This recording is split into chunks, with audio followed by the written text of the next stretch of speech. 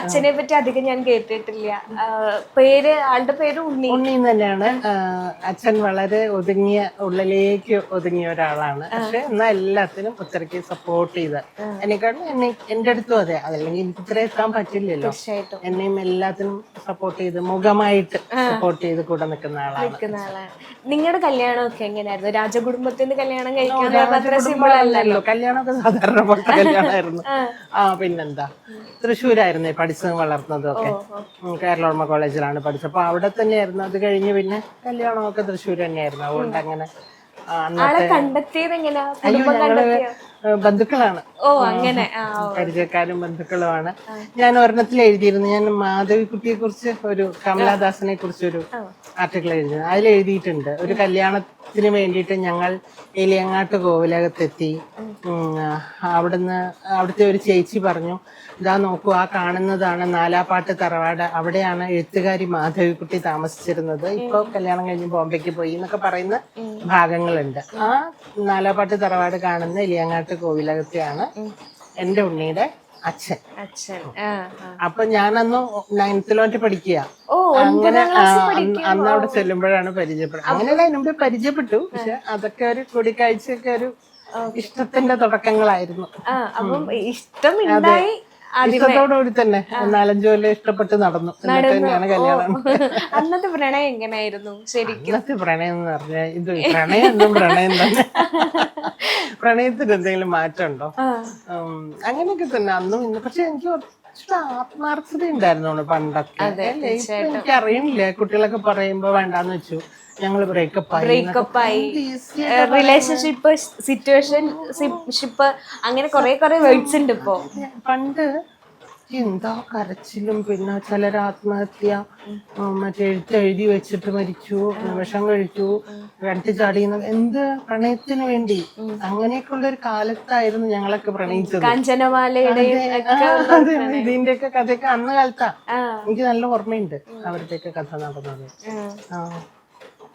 അതുകൊണ്ട് അങ്ങനെയൊക്കെ ഭയങ്കര ആത്മാർത്ഥതയും ഒക്കെ ആയിരുന്നു. അതുകൊണ്ട് എന്താ, കല്യാണത്തിലേക്ക് എത്തുക എന്നുള്ളതാണ് ഏറ്റവും മനസ്സിലെ ഒരാഗ്രഹം. എന്നിട്ട് അമ്മയും അച്ഛനെ കൊണ്ട് പറഞ്ഞ് സമ്മതിപ്പിക്കുക, എന്നിട്ട് അതിലേക്ക് എത്തിക്കുക. അങ്ങനെയൊക്കെ വലിയ കമ്മ്യൂണിക്കേഷൻ ആണ് അന്നേരത്തെ വലിയ. അതെ, കാരണം ഇതില്ല, ഫോൺ ഞങ്ങളുടെ പറ്റി വന്നു. പക്ഷെ ഫോൺ ചെയ്യാൻ ലാൻഡ് ഫോൺ വന്ന കാലമാണ് അന്നൊക്കെ. 80s എന്നൊക്കെ പറഞ്ഞ തൃശ്ശൂര് വന്നിട്ടേ ഉണ്ടായിരുന്നുള്ളൂ. പക്ഷെ എല്ലാരും ഉണ്ടാവും മുറിയിൽ, ആരെ വിളിക്കാൻ. അച്ഛനൊക്കെ ഇങ്ങനെ ഇരിക്കും നോക്കിക്കൊണ്ട്, അമ്മ ഉണ്ടാവും അപ്പുറത്ത് കണ്ണുടിച്ചിട്ട്. കാരണം അതൊക്കെ ബുദ്ധിമുട്ടായിരുന്നു. പിന്നെ കത്തെഴുതല് തന്നെ, കത്തെഴുതി ആര് തുറന്നു വായിക്കുന്നുള്ള പേടി വരും. അവിടെ വേറെ അമ്മയുടെ അച്ഛൻ്റെ അത് അവരുടെ വീട്ടിൽ ചെന്ന് ആര് തുറക്കുമോ എന്തോന്നുള്ള ടെൻഷനായി. പുള്ളി വീട്ടിലുള്ള കണ്ടുമുട്ടലുണ്ട് ഇടയ്ക്ക്. രഹസ്യമായിട്ട് കാണാൻ പറ്റില്ല.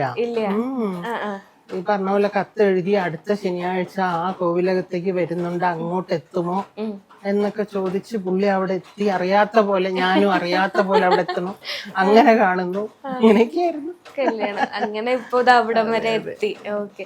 അപ്പൊ ഇപ്പത്തെ പ്രണയങ്ങളില് ഏറ്റവും വീട്ടുകാരെതിർക്കുന്നു എന്നുള്ളത് ഒരു വലിയ ഫാക്ടറാണ്. അങ്ങനെ ഒരു എതിർപ്പ് ഉണ്ടായിട്ടില്ല അവിടെ? ഇല്ല, ഞങ്ങളുടെ കുടുംബക്കാര് തമ്മിൽ നല്ല പരിചയക്കാരായിരുന്നോണ്ട് 2 പേർക്കും ഇഷ്ടമായിരുന്നു.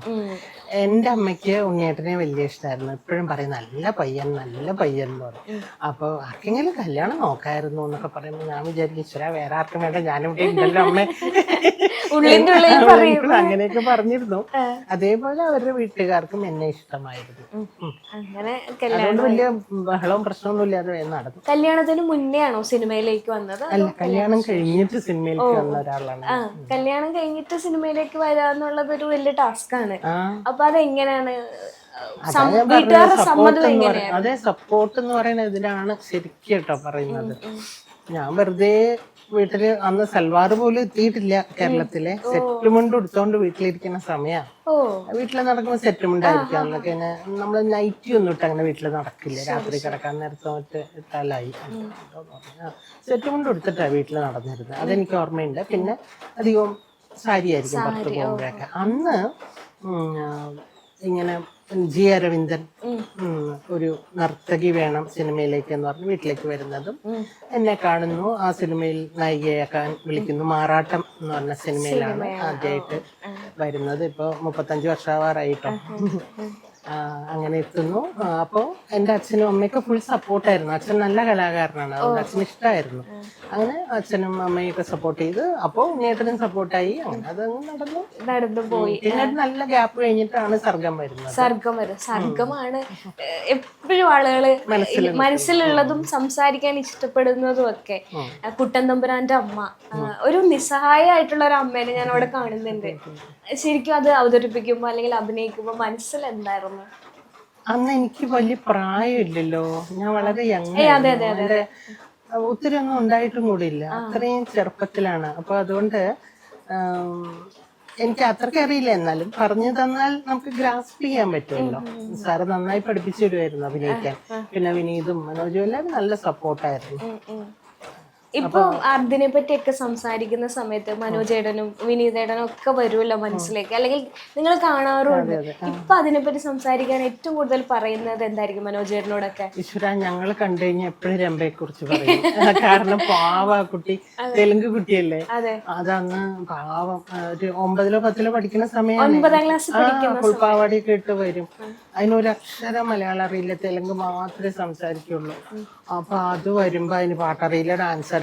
അപ്പൊ മുഴുവൻ സ്വരങ്ങളൊക്കെ അല്ലേ പാടുന്നത്, മുഴുവൻ ക്ലാസിക്കലായിട്ടുള്ള പാട്ടും ശാസ്ത്രീയമൊക്കെ അല്ലേ അതിലധികം ഉപയോഗിച്ചിട്ടുള്ളത്. അപ്പൊ അതൊക്കെ പാടുമ്പോ ഇതിന്റെ വാക്ക് ചുണ്ടനങ്ങിയാൽ മതിയല്ലോ കറക്റ്റ് ആയിട്ട്. അപ്പൊ തെറ്റിച്ച് പാടണം എന്നൊക്കെ പറഞ്ഞിട്ട് തെറ്റിയിട്ടുണ്ടെങ്കിൽ അഭിനയിച്ചോണ്ടിരിക്കുന്നതിന്റെ ഇടയിൽ വിനീത് എന്നെ നോക്കി ഇങ്ങനെ ആക്കിയാൽ മതി, എനിക്ക് അപ്പൊ ചിരി പൊട്ടും. അങ്ങനെ മനോജ് അതിലേറെ എല്ലാരും വലിയ ഗൗരവത്തിൽ അഭിനയിക്കേണ്ട സീനുകളാണ്. പക്ഷെ ഈ ഒരു ഷോട്ട് കഴിയുമ്പോഴത്തേക്ക് ഭയങ്കര ചിരിയാ എല്ലാരും കൂടെ.